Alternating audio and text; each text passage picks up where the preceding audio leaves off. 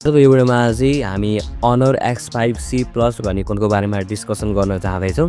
आजको यो भिडियोमा चाहिँ मैले तपाईँलाई यो फोनको design, display, performance, camera, battery, overall value सबैको बारेमा चाहिँ एकदमै डिटेलली एक्सप्लेन गर्न चाहँदैछु। र यो फोन चाहिँ 2026 मा किन्दाखेरि वर्थ इट हुन्छ हुँदैन त्यसको बारेमा पनि मैले तपाईँलाई चाहिँ इन्फर्मेसनहरू दिनेवाला छु। सो यदि तपाईँहरू चाहिँ नेपाली मार्केटमा चाहिँ 20,000 को अन्डरमा एउटा दामी खालको स्मार्टफोन किन्ने सोचिराख्नु भएको छ भने आजको यो भिडियोलाई लास्टसम्म हेर्नु होला।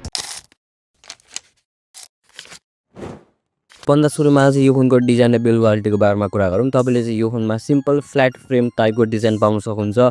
प्लास्टिकको ब्याग छ अनि यो प्राइस पोइन्टमा चाहिँ यतिको डिजाइन पाउनु भनेको एकदमै राम्रो कुरा हो हैन। 7.9 mm थिकनेस पाउन सक्नुहुन्छ। 189 ग्राम वेट छ।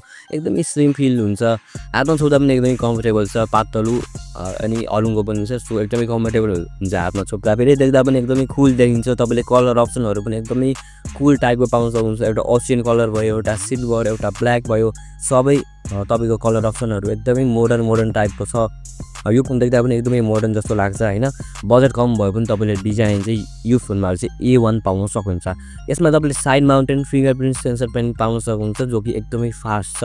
अनि तपाईँको ओभरअल डिजाइन एकदमै राम्रो छ। सिम्पल छ तर एकदमै दामी लाग्यो मलाई चाहिँ डिजाइन चाहिँ हैन। एकदमै कुल देखिन्छ फोन चाहिँ। अनि तपाईँको डिस्प्लेको बारेमा कुरा गर्नु पर्दा 6.74 इन्चको TFT LCD डिस्प्ले तपाईँले पाउन सक्नुहुन्छ। HD प्लस को रिजोल्युसन छ यसमा चाहिँ। 90 हर्ट्ज को रिफ्रेश रेट छ। एकदमै स्मुथ छ तपाईँको डिस्प्ले चाहिँ हैन। अब टिकटकहरू चलाउँदा फेरि एकदमै स्मुथली तपाईँले चलाउन सक्नुहुन्छ। HD प्लस प्यानल छ। फुल HD प्लस चाहिँ तपाईँले पाउन सक्नुहुन्छ। यो चाहिँ यो फोनको अलिकति कमजोरी भयो हैन। बाँकी यो प्राइस पोइन्टमा अब पाउने भनेको यस्तै हो हामीले। अनि तपाईँको शार्पनेसहरू चाहिँ तपाईँको ठिकठाक छ यो फोनमा। टिकटकहरू, सोसियल मिडियाहरू हेर्दा फेरि युट्युबहरू चलाउँदा फेरि पनि डिस्प्लेमा खासै त्यस्तो प्रब्लमहरू फेस गर्नु पर्दैन। तपाईँले एकदमै राम्रो क्वालिटीकै पाउन सक्नुहुन्छ डिस्प्ले। सो ओभरअल चाहिँ यो फोनको डिजाइन डिस्प्ले चाहिँ एकदमै राम्रो छ। त्यही यो फुल HD प्लस रिजोल्युसन भइदिएको भए चाहिँ अझै राम्रो हुन्थ्यो भन्ने कुरा हो। बाँकी डिजाइन डिस्प्ले चाहिँ प्राइस अनुसार चाहिँ एकदमै ठिक छ। अब यो फोनको पर्फर्मेन्सको बारेमा कुरा गरौँ। तपाईँले यो फोनमा MediaTek Helio G81 भन्ने चिपसेट पाउन सक्नुहुन्छ। 4GB ऱ्याम र 1.8GB स्टोरेज क्यापेसिटी तपाईँले यो फोनमा पाउन सक्नुहुन्छ। अब तपाईँले चाहिँ एभ्रिडे टास्कहरू जस्तै सोसियल मिडियाहरू भयो, वेब ब्राउजिङ भयो, भिडियोजहरू हेर्ने भयो अनि हल्का फुल्का गेमिङ टाइपको टास्कहरू तपाईँले एकदमै स्मुथली यो फोनमा रन गर्न सक्नुहुन्छ। यसमा तपाईँले Android 15 Magic OS 9 भन्ने तपाईँले UI टाइपको पाउन सक्नुहुन्छ जसमा एकदमै अप्टिमाइजेसन एकदमै युजफुल टाइपको फिचर्सहरू तपाईँले पाउन सक्नुहुन्छ।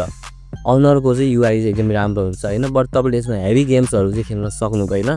त्यो कुरा चाहिँ अब चित्त बुझाउनुहोस् किनभने प्राइस पनि अनुसार चाहिँ तपाईँले चाहिँ जुन प्रोसेसर पाइराख्नु भएको छ त्यो एकदमै दामी छ। तर हाई गेमिङ चाहिँ यो प्राइस पोइन्टमा चाहिँ कुनै पनि फोनमा तपाईँले देख्नु हुँदैन। बट सो भन्दाखेरि तपाईँले लाइट गेमिङ फेरि इजिली गर्न सक्नुहुन्छ। लाइट गेमिङ जस्तै फ्री फायर जस्तो गेमहरू तपाईँले हल्का मिड लेभल टाइपको सेटिङमा इजिली पर्फर्म गर्न सक्नुहुन्छ। PUBG पनि खेल्न सक्नुहुन्छ, खेल्न नसक्नु नि हैन।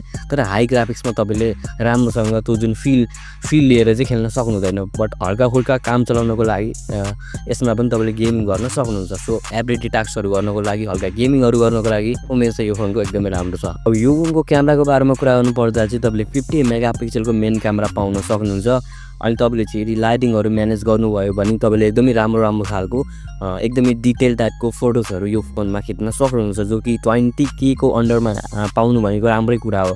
अनि तपाईँले चाहिँ 5 मेगापिक्सलको फ्रन्ट क्यामेरा पाउन सक्नुहुन्छ। 1080p र 30 FPS सम्म मात्रै तपाईँले भिडियोजहरू रेकर्ड गर्न सक्नुहुन्छ। सो यदि तपाईँहरूले चाहिँ के भन्छ लाइटिङहरू यदि म्यानेज गर्नुभयो भने यो फोनबाट तपाईँले डिसेन्ट टाइपको फोटोजहरू सोसियल मिडियामा अपलोड गर्ने लायकको फोटोजहरू इजिली खिच्न सक्नुहुन्छ। सो लाइटिङ म्यानेज गर्नु होला तपाईँको राम्रो फोटोज र भिडियोज आउँछ। ब्याट्रीको बारेमा कुरा गर्नु पर्दा 5260 mAh को ब्याट्री र 15 वाटको तपाईँले चार्ज स्पिड पाउन सक्नुहुन्छ। ब्याट्री त तपाईँको ठिकै हो तर चार्ज स्पिड चाहिँ अलिकति कम छ। सो अब चार्ज अलिकति ढिला हुनसक्छ तर त्यो ढिला भएको चार्ज चाहिँ तपाईँको 1 दिनसम्म मजाले टिक्छ। सो त्यो पनि एउटा राम्रै कुरा हो। अब चाहिँ हामी यो फोनको मेन कुरामा जो कि हो प्राइस पोइन्ट। यो फोनलाई चाहिँ तपाईँले लगभग 18,000 मा यसको 4GB र 128GB भेरिएन्टलाई किन्न सक्नुहुन्छ।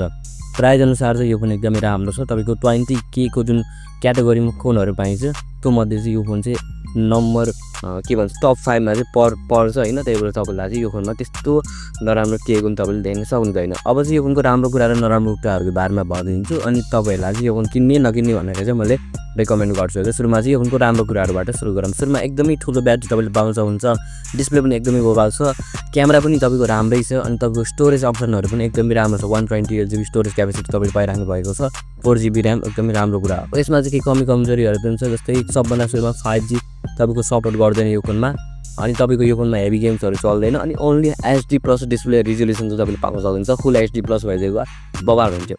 अब फाइनल मैले भन्ने कुरा के भन्दाखेरि एकदमै राम्रो छ फोन हैन। प्राइस पनि अनुसार तपाईँले एकदमै राम्रो पाउन सक्नुहुन्छ। जसलाई चाहिँ एकदमै लङ ब्याट्री लाइफ चाहिन्छ, एकदमै राम्रो डिस्प्ले चाहिएको छ अनि स्टोरेज पनि राम्रो चाहिएको छ, क्यामेरा पनि चाहिएको छ भने तपाईँले यो फोनलाई चुज गर्न सक्नुहुन्छ। एकदमै राम्रो हुन्छ यो फोनहरू। त्यही नै हो। अब तपाईँले आफ्नो निड अनुसार चाहिँ यसको के भन्छ फिचर्सहरू हेरेर चाहिँ यो फोन किन्नु होला। ब्याट्री चाहिएको छ राम्रो, डिस्प्ले राम्रो चाहिएको छ, क्यामेरा पनि राम्रो चाहिएको छ र स्टोरेज क्यापेसिटी पनि राम्रो चाहिएको छ भने यो फोन चाहिँ तपाईँहरूको लागि बेस्ट हुन्छ। त्यही नै हो मैले भन्ने कुरा।